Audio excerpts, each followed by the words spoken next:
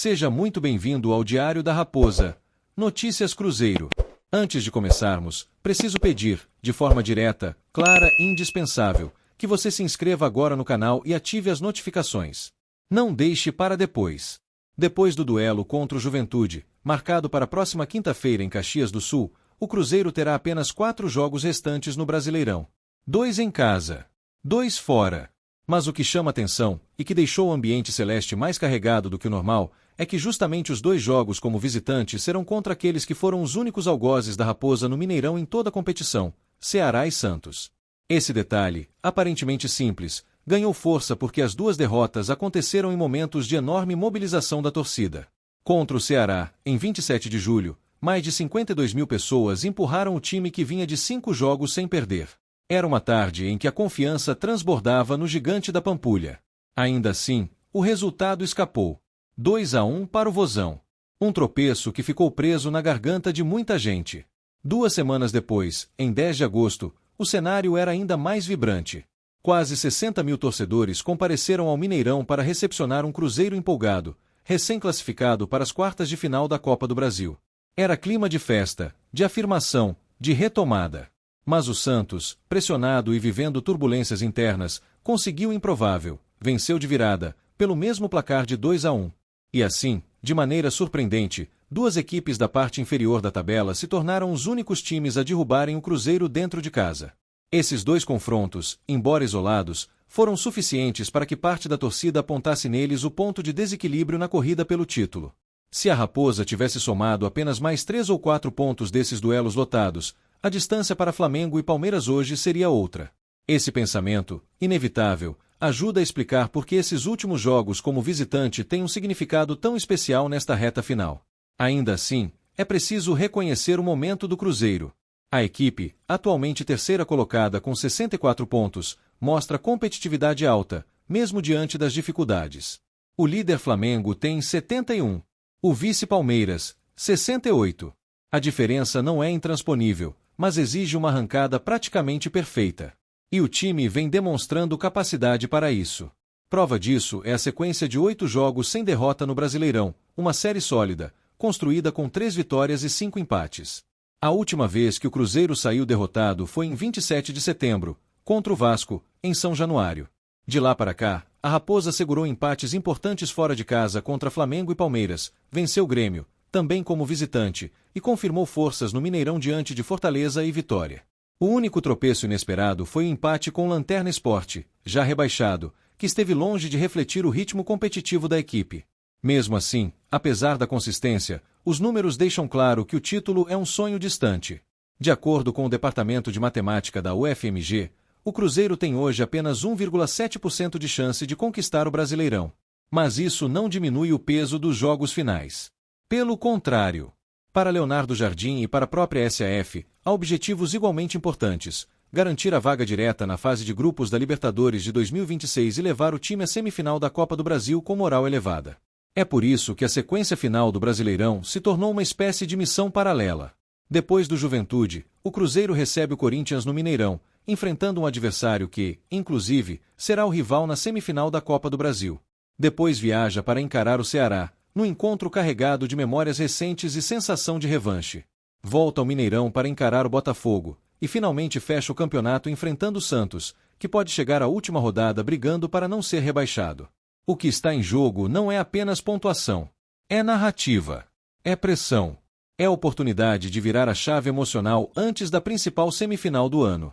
É reconstruir confiança num palco onde erros custaram caro, contra adversários que deixaram feridas abertas. É, acima de tudo, o tipo de situação que transforma semanas comuns em capítulos marcantes na história de um clube. E tudo isso acontece enquanto a equipe sustenta a segunda melhor campanha como mandante do campeonato, perdendo apenas para Flamengo empatada com Palmeiras. São 12 vitórias, 3 empates e apenas 2 derrotas. Justamente para Ceará e Santos. Essa coincidência, somada ao peso das últimas rodadas, transformou o clima no clube. Jogadores sabem disso. Leonardo Jardim sabe disso. Pedrinho Lourenço, ainda mais. Há uma consciência coletiva de que esses 2 duelos finais como visitante carregam um simbolismo especial. Não é exagero, o Cruzeiro encontrará novamente os 2 únicos adversários que ousaram derrubá-lo em casa. e encontrará fora de casa. Em momentos decisivos. Com ansiedade, cobrança, retrospecto e expectativa misturados num único pacote. A reta final está montada. E o Cruzeiro precisa atravessá-la com cuidado, estratégia e intensidade máxima. O interesse do Cruzeiro em Alisson, joia de 19 anos do Grêmio, parecia inicialmente apenas mais uma movimentação de mercado típica da SAF Celeste. Sondagem discreta, avaliação interna, tentativa de aproximação e, dependendo da receptividade, avanço para negociação. Mas bastaram poucas conversas para que a diretoria mineira percebesse que estava pisando em território proibido. O Grêmio não apenas fechou a porta, ele ergueu uma muralha. E essa muralha tem valor, nome e estratégia: 42 milhões de reais. Nas últimas semanas, os emissários da SAF de Pedro Lourenço iniciaram contatos formais com o tricolor gaúcho para entender as condições de mercado do jovem atacante. Alisson, visto pela análise interna como um dos nomes mais interessantes da nova geração brasileira, encaixaria perfeitamente no projeto de renovação ofensiva que o Cruzeiro planeja para 2026. Forte fisicamente, agressivo num contra um, finalizador precoce e com personalidade acima da média para idade, o garoto de 19 anos despertou o radar da comissão técnica de Leonardo Jardim, que enxergava nele um potencial titular no médio prazo. Mas a resposta gremista foi dura, direta e calculada. Não ao jogador. Não ao Cruzeiro. E, de certa forma, não ao próprio futebol brasileiro. O não do Grêmio foi, sobretudo, um recado. O clube não está mais disposto a fortalecer rivais internos ou a abrir mão de talentos antes do tempo por valores que considera irrisórios diante do mercado europeu. Ao determinar que Alisson só sairia do país por 42 milhões de reais, o Grêmio não apenas inviabilizou a operação, ele a encerrou. A simples menção do número esfriou qualquer iniciativa da SAF Celeste. E essa atitude não é fruto de impulsividade, é produto direto de um plano de blindagem cuidadosamente articulado ao longo de meses. A verdade é que o Grêmio já sabia, desde o início do ano, o tamanho do ativo que tinha nas mãos. Alisson não é apenas mais um jovem promissor, ele é um projeto de estrela. A renovação contratual em setembro não foi mera formalidade. Foi uma jogada de proteção, com timing perfeito, que colocou o clube gaúcho em posição de força absoluta. O novo vínculo, válido até o fim de 2029, trouxe consigo uma cláusula quase utópica para padrões sul-americanos, multa de 60 milhões de euros para transferências internacionais, um valor que transforma o atacante em um dos atletas mais blindados do continente. Esse movimento não foi adotado para assustar o Cruzeiro, foi pensado para afastar Londres, Manchester e Liverpool. Ao internalizar esse nível de proteção, o Grêmio deixa claro que não pretende mais ser coadjuvante no mercado. Quer ser protagonista. Quer determinar o ritmo da negociação, o momento da venda, o destino e o preço. E tem um elemento-chave nisso tudo: a Europa já sabe quem é Alisson. Ao longo de 2025, olheiros de clubes da Premier League foram figura recorrente nas cabines da Arena do Grêmio e em estádios do Brasil. Não foi acaso. Não foi curiosidade. Não foi coincidência. Foi monitoramento estratégico e constante. O jogador está no radar do campeonato mais rico do mundo. É por isso que a pedida de 42 milhões de reais ao Cruzeiro não é absurda. É uma maneira elegante de dizer não vendemos para o mercado interno, sem afirmar isso publicamente. É um escudo diplomático. Aquele número não representa o preço real do jogador, representa o preço para quem é rival direto. A postura gremista mudou. E mudou muito. O clube aprendeu a lição dos últimos anos. Vender cedo demais traz dinheiro, mas impede lucros maiores. O Grêmio decidiu seguir o caminho que Palmeiras e Flamengo trilham desde 2017. Contratos longos, multas europeias, paciência e foco no mercado externo.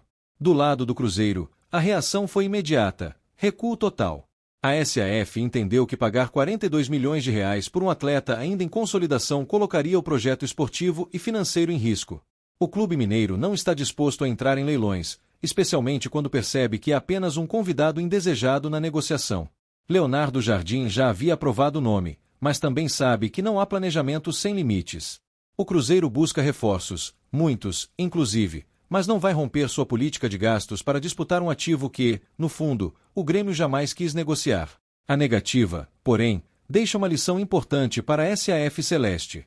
O mercado brasileiro está mudando. Os grandes clubes estão mais preparados, mais blindados e menos vulneráveis a perdas internas. Se quiser competir por jovens de elite, o Cruzeiro precisará redobrar sua capacidade de prospecção, antecipar movimentos e evitar bater de frente com rivais que já entenderam a lógica do futebol moderno. No fim, o caso Alisson não é apenas sobre um jogador.